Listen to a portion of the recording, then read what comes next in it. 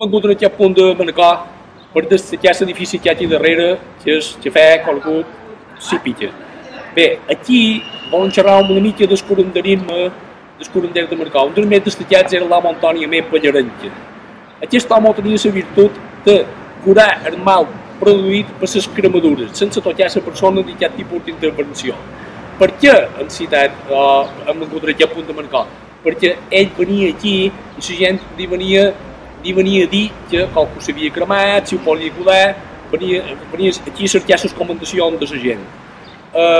Ell venia a dir com estaven, ell baixava al soterrani del bar, no sabem què feia, però el fet és que molta gent que ho va conèixer, etc., actualment ho fa una manera, el mal fugia. Ell demanava a quina hora li havia fuit el mal i coincidia sempre en el moment que li havien comunicat.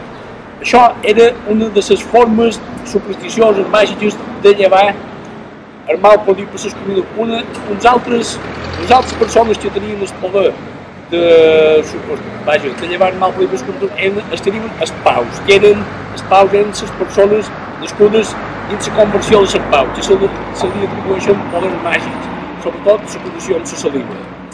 Els paus aplicaven saliva a una persona que s'hagués cremat i el mal li fugia.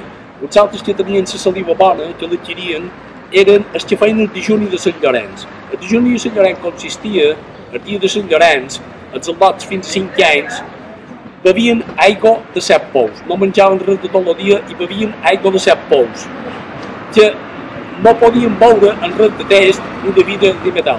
Quan havien begut aquesta aigua de 7 pous el dia de Sant Llorenç, adquirien la virtut màgica de tenir la saliva curativa. I diuen que la coincidència entre els paus i el dejuni de Sant Llorenç és que poden immobilitzar les serps.